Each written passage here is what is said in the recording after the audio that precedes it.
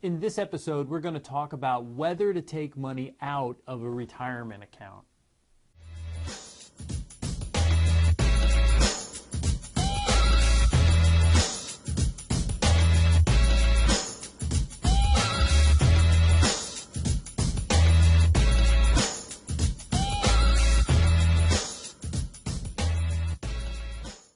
Welcome to the Mullooly Asset Show. I'm your host, Tom Mullooly, and this is episode 34, or maybe we should say 30-Thor. Noah Syndergaard. There's plenty of other Met pitchers who wore number 34. Some kind of famous, some not famous at all. But Noah Syndergaard right now, he's quite a specimen. Big guy, long hair, throws hard.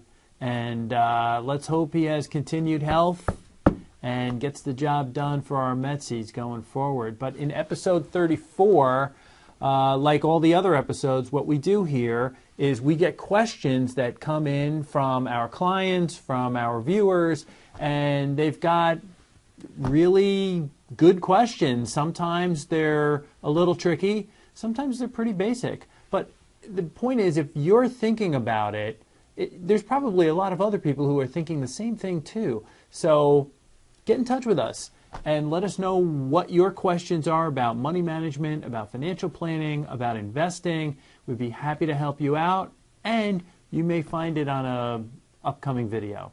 So Casey, what's on tap for today? I'm thinking about taking some money out of my retirement account, but I'm not really sure. Do you think that this is a good move? The answer is it depends. I think a lot of financial planners, most financial planners, will tell you absolutely not. Don't ever take money out of a retirement plan. It's a dumb idea. You got to pay taxes. This is money for retirement. You need this down the road.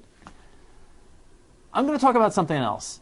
I really think that if you've got a debt out there that is bugging you.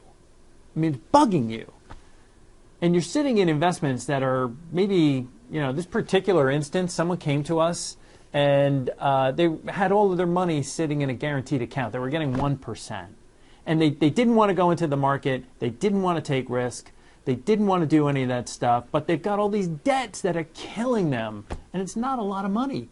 In this particular case, he wanted to take out about 10% of the value of the account. It certainly wasn't going to be anything that was going to change his lifestyle today or 20 years from now in the future.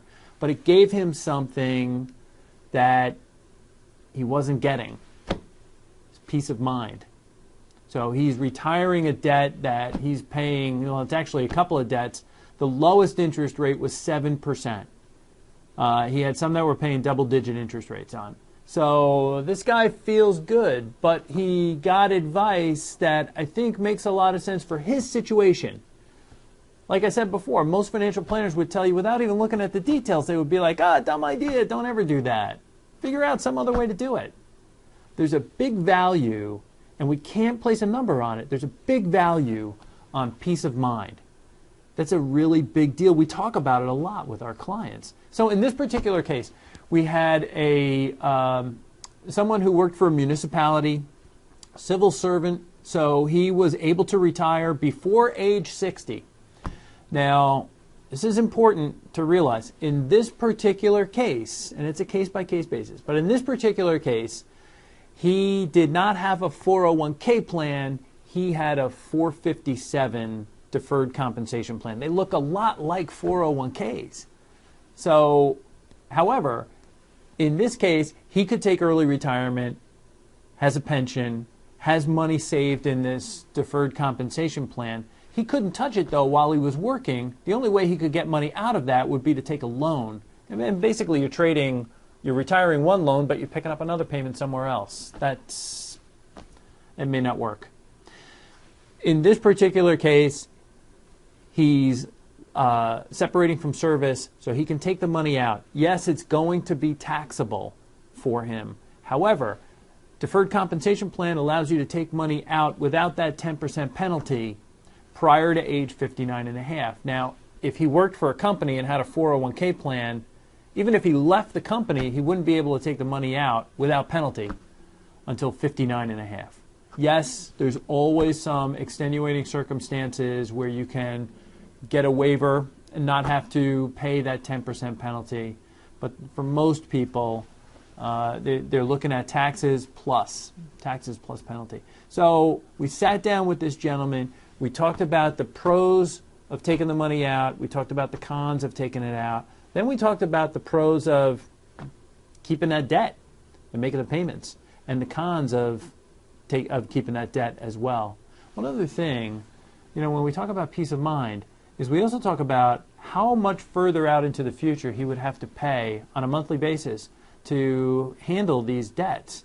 So not only are we getting rid of debts, but we're also shrinking his monthly number. And we talk about that a lot, not only on videos, but on our posts on our website, and we talk about it in almost every single situation when we sit down with a client.